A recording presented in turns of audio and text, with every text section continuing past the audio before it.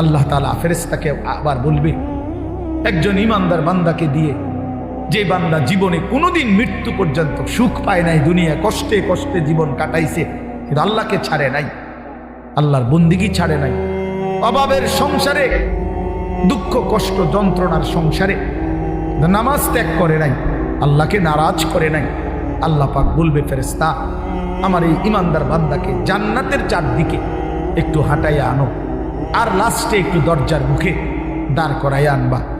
এই বান্দাকে সারা জান্নাতের চারদিকে ঘুরাইয়া দরজার সামনে যখন আনবে, তো 10 সেকেন্ডে জান্নাতের একটা আরামদায়ক বাতাস তার বুকে আইসা লাগবে। এরপরে তাকে আল্লাহর সামনে আনা হবে।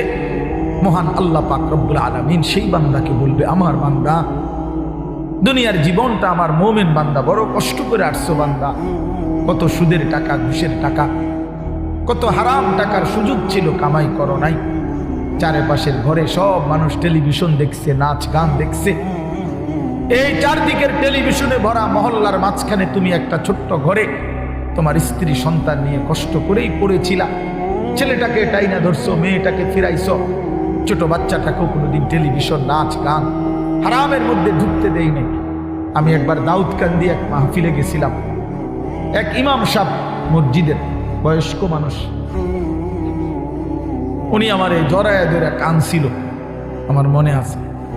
উনি বলছিল, হুজুর, কানতে কানতে বলছিল, হুজুর আমি 28 বছরের জীবনে ইমামতির, আজ 28 বছর এই মসজিদে ইমামতি করি, আমার জীবনের কত স্বপ্ন, কত আশা, বাচ্চাদের কত আবদার, বউ বাচ্চার কত চাওয়া পাওয়া, কিছুই পূরণ করতে পারি নাই হুজুর। অল্প কয়টা টাকা বেতন পাই, টানা হেসরা করে জিন্দিগিটা কাটাইছি হুজুর।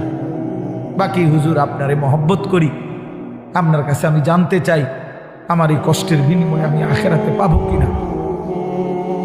আমি কি বলবো, আমিও কাঁদছি তখন। হায় হুজুর, কি বললেন? চোখটা বন্ধ হলে দেখবেন আপনি আখেরাতে বাদশাহ।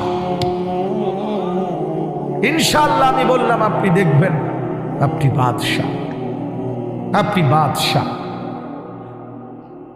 যারা আপনার এই দুনিয়াতে মূল্যায়ন করে নাই, সেদিন তারা আফসুস করবে, আফসুস করবে। তো এই জন্য বললাম, আল্লাহ তাআলা ওই ইমানদার বান্দাকে বলবে, আমার বান্দা, দুঃখে ভরা জীবনটা কাটাই আসছো, ঠিক না? খুব কষ্ট পাইছো আমার বান্দা দুনিয়াটা, কিন্তু আল্লাহর কসম শুনেন, নবীজি বলছে ওই ইমানদার বান্দা সে তখন আল্লাহ পাককে বলবে, আয় মাওলা, আল্লাহর কসম মাওলা, জীবনে হায়াতে, দুনিয়ার জীবনে দুঃখ কি জিনিস আমি কোনোদিন দেখি নাই।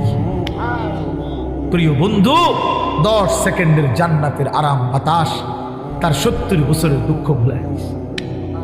আর ওই নাফরমানকে 70 বছরের সুখ জাহান্নামের 10 সেকেন্ডের গরম বাতাস ভুলে গেছে। এর নাম আখিরাত। আপনি এটাকে খামখেয়ালি মনে করেন, ছেলেরা তোমরা খামখেয়ালি মনে করো, এটা রূপকথা না। কোরআন শরীফের এই কথাগুলো গল্প, কথা বলেন না, এগুলো রাসূলুল্লাহ সাল্লাল্লাহু আলাইহি ওয়াসাল্লামের এই কথাগুলো গল্প, কিচ্ছা। তো এগুলো যদি অযৌক্তিক হইতো, অবাস্তব হইতো, তো তোমরা যদি বুঝছো যেটা অযৌক্তিক, অপ্রয়োজনীয়, তা আমরা বুঝতে পারতাম না? আমরা ভাত খাই নাই? কথা বলেন। তুমি জেনারেল লাইনে পড়ালেখা করছো, তুমি বেশি পড়ছো, আমরাও তো পড়ছি বেটা, আমরাও তো পড়ছি, আমরাও তো জেনারেল লাইনে পড়ালেখা করছি বেটা। আমি তো কুমিল্লা ভিক্টোরিয়া কলেজ থেকে মাস্টার্স পাস করছি, এসএসসি দাখিলে বিজ্ঞান বিভাগ থেকে, সায়েন্স থেকে তো 1998 ইংরেজিতে সমগ্র বাংলাদেশে সর্বশ্রেষ্ঠ নাম্বার পেয়ে ফার্স্ট স্ট্যান্ড করছি, 1 নাম্বার সারা বাংলাদেশে। সার্টিফিকেট দেখবেন, চলেন সাবেক বাজার আই ফাটাবো, অথবা মোকাম্মেলের কাছে ফাটাবো, ফটোস্টেট করে ফাটাবো, আমি চেক দিবেন, সার্টিফিকেট আসেনি। কয়টা সার্টিফিকেট লাগবে ওটা? ইডি দিয়া তো ভরে রয়েছি, সার্টিফিকেট ভাত খাইতে তো টাইম নেই, সার্টিফিকেট সামনে দৌড়াইতে দৌড়াইতে তো জান শেষ। তা বলতে চাইলাম, প্রিয় বন্ধু, জেনারেল পড়ালেখা, সায়েন্স বিজ্ঞান পড়ালেখা তো আমরাও করছি ভাইয়া। অজু করে সিজদায় লুটিয়ে পড়ে চোখের পানি ছেড়ে আল্লাহরে পাপের স্বীকৃতি